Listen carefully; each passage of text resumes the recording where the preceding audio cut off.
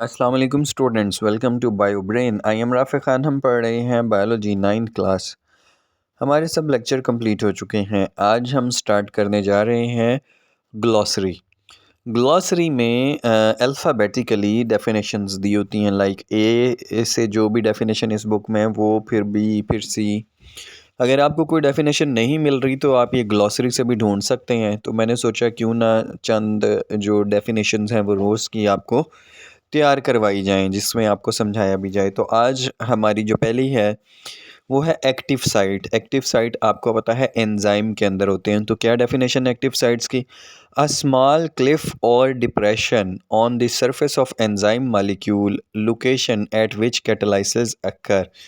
ये small depression है या ऐसी जगह है एंजाइम की सरफेस के ऊपर जहाँ पर कैटालाइसिस होती है। जहाँ पर कैटालाइसिस से मतलब सबस्ट्रेट जो है वो आके जुड़ता है और एंजाइम सबस्ट्रेट प्रोडक्ट बनता है कम्प्लेक्स, और सबस्ट्रेट को प्रोडक्ट में कन्वर्ट किया जाता है।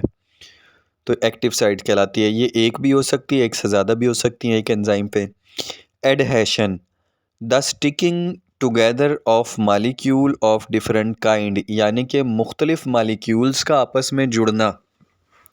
फोर्स ऑफ अट्रैक्शन है, कशिश की कुव्वत है दो मुख्तलिफ किस्म के मालिक्यूल्स में, उसको बोलते हैं एडहेशन। जैसे कि कोहेशन, एक जैसे मालिक्यूल में कशिश की कुव्वत है या फोर्स ऑफ अट्रैक्शन है, जबकि एडहेशन में टू डिफरेंट मालिक्यूल्स में फोर्स ऑफ अट्रैक्शन है।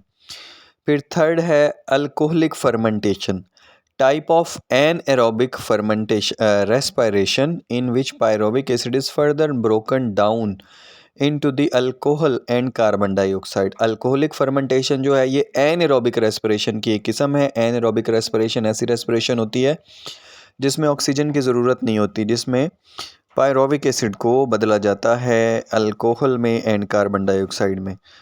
मैं नीचे वाली पहले पढ़ दी थी। Aerobic respiration, type of cellular respiration, complete breakdown of glucose molecule into the presence of oxygen. Aerobic respiration respiration की एक किस्म है जिसमें ग्लूकोज मालिक्यूल को तोड़ा जाता है एनर्जी बनाने के लिए in the presence of oxygen. Aerobic respiration oxygen की मौजूदगी में होती है, जबकि एनएरोबिक रेस्पिरेशन ऑक्सीजन की गैर मौजूदगी में होती है। Anabolism, the set of metabolic process that involve the synthesis of larger molecule from smaller one.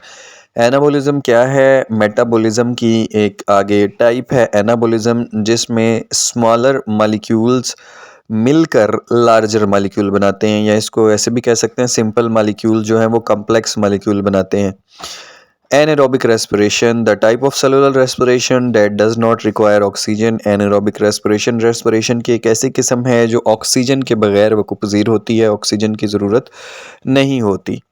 Anaphase, a phase of mitosis during which spindle fiber contract and shorten and extend, pulling the sister chromatids apart toward opposite pole to the cell. Anaphase के अंदर क्या होता है? ये mitosis की एक किस्म है जिसमें स्पिंडल फाइबर जो है वो सिस्टर क्रोमाटिड्स के साथ जुड़ते हैं और स्पिंडल फाइबर खींचना शुरू कर देते हैं सिस्टर क्रोमाटिड्स को, और सिस्टर क्रोमाटिड्स सेल के पोल्स यानी कि सेल के किनारों की तरफ अलग अलग हो जाते हैं। एनाटॉमी, एनाटॉमी क्या है? The branch of biology deal with the internal structure and organisation of living organism. किसी भी जानदार के अंदरूनी स्ट्रक्चर के बारे में स्टडी करना, जैसे स्टमक कैसा है, क्या शक्ल है उसकी, कैसे काम करता है, ये सब आता है एनाटॉमी में। उसके बाद amino acid, building blocks of protein. Amino acid क्या है? प्रोटीन के बिल्डिंग ब्लॉक्स हैं।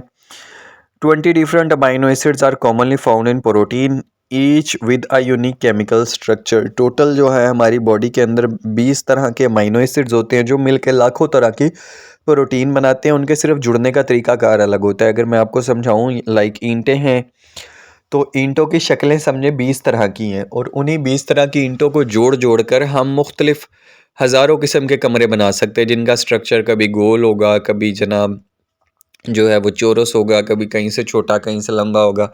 तो ये अमाइनो एसिड वैसे तो ईंटें एक ही तरह की होती हैं, लेकिन आप समझे 20 तरह की ईंटें हैं, क्योंकि बिल्डिंग ब्लॉक्स हैं प्रोटीन के। तो ये था हमारा आज का लेक्चर। उम्मीद है आपको बहुत अच्छे से समझ आया होगा। डेली बेसिस पे अब इस तरह की डेफिनेशंस को हम क्लियर करेंगे। अगर कोई डेफिनेशन आपको समझ नहीं आती तो आप मुझसे कमेंट में पूछ सकते हैं, मैं उसकी पूरी डिटेल आपको बताऊँगा। अपना बहुत सारा ख्याल रखिएगा, वीडियो को लाइक कीजिएगा, चैनल को सब्सक्राइब करना मत भूलिएगा, बेल आइकन को प्रेस कर दें ताकि रोज़ आने वाली वीडियो अब तक पहुँच सके। अपना बहुत सारा ख्याल रखिएगा। अल्लाह हाफिज़।